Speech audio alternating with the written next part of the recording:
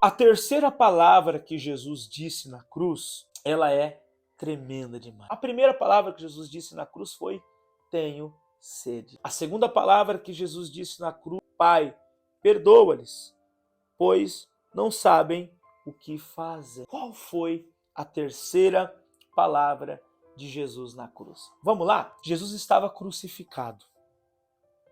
Jesus havia sofrido todas as dores e agúrias que você possa imaginar. A multidão ensandecida olha com um olhar de ódio para Jesus e nós vemos Jesus crucificado no meio, entre dois ladrões que naquele momento também pegaram o gancho e vieram e foram para a condenação. Na verdade, a cruz não era para ele, a cruz era para Barrabás. Ei, o que vocês querem? Querem que crucifica esse judeu, Jesus, ou crucifica Barrabás? E a multidão feroz, odiosa, ensandecida diz: crucifica Jesus, solta. A cruz não era para ele, mas ele estava no meio da cruz entre dois ladrões, um à sua direita e um à sua esquerda, direita e sua esquerda. E um dos ladrões olha: ei, você não é o rei dos judeus aí? Se isso é o rei dos judeus, por que você não desce da cruz e salva a ti mesmo e a nós também? Olha o cabra safado. Ó, você salva você, mas salva nós também. Você não curou tantos. Não é o rei, você não é o poderosão, você não é o filho de Deus. Então salva a ti mesmo. Naquele momento, ao receber a compreensão do Espírito Santo ali, ele diz: rapaz, você está louco.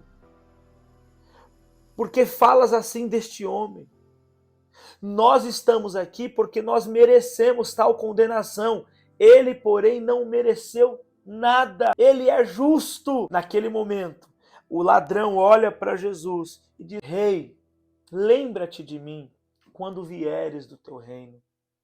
Ele tinha uma compreensão ali da cultura, que nos últimos dias viria o Messias e os livraria do poder ali do império e os levaria para um caminho de salvação. Ele tinha uma compreensão que o reino de Deus viria, sendo que o reino de Deus era naquele momento. Quando você vier do seu reino, lembra-se de mim, não me abandone, não me deixe. Ele tinha uma compreensão que ele ressuscitaria dos mortos. Era até uma compreensão que os próprios fariseus tinham. Eles acreditavam na ressurreição dos mortos. E naquela ressurreição, quando viesse o Messias, o levaria. Olha o que Jesus vai falar para aquele homem. A terceira palavra de Jesus na cruz: ainda hoje estarás comigo no paraíso. Ai, que lindo!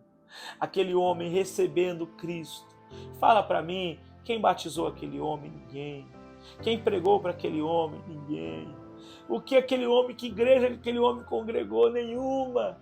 Mas no momento da cruz, no momento da morte de Jesus, ele encontrou a graça.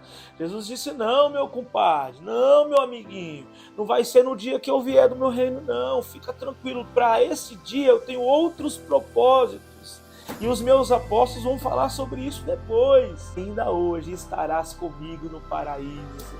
Ainda hoje encontrarás a Deus, porque a salvação chegou na cruz. A terceira palavra de Jesus na cruz mostra o amor de Deus, a graça de Deus, a misericórdia de Deus, quebrando os elos da separação, quebrando a lei.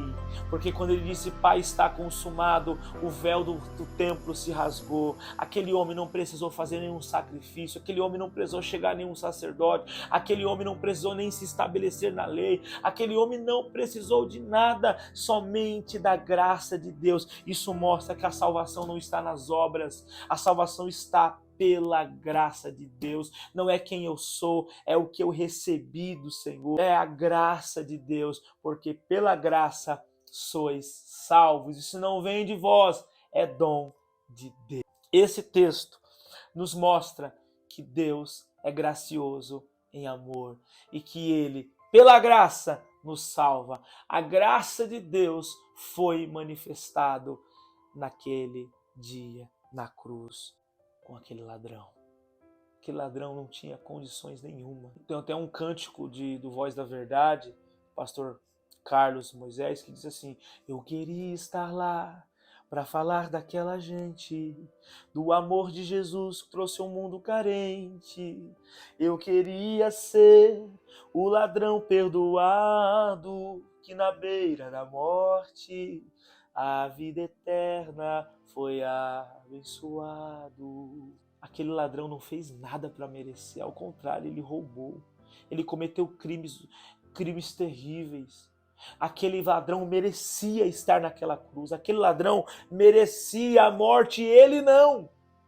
Mas mesmo assim, Cristo se revela a ele com seu amor e com sua graça. A salvação para aquele ladrão nos mostra que Deus não está no espaço-tempo. E o mesmo evangelho que mostra que ele nos salvará é o mesmo evangelho que nos mostra que ele nos salvou.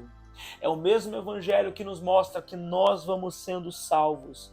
É o mesmo evangelho que nos garante a nossa salvação, não pelo braço. É o mesmo evangelho. É o evangelho que sim nos mostra que nós devemos perseverar, que nós devemos caminhar, que nós devemos estar em Cristo. Mas é o mesmo evangelho que garante que a nossa salvação não está no meu braço, nem da minha maneira de andar, de fazer, mas sim pela graça de Jesus.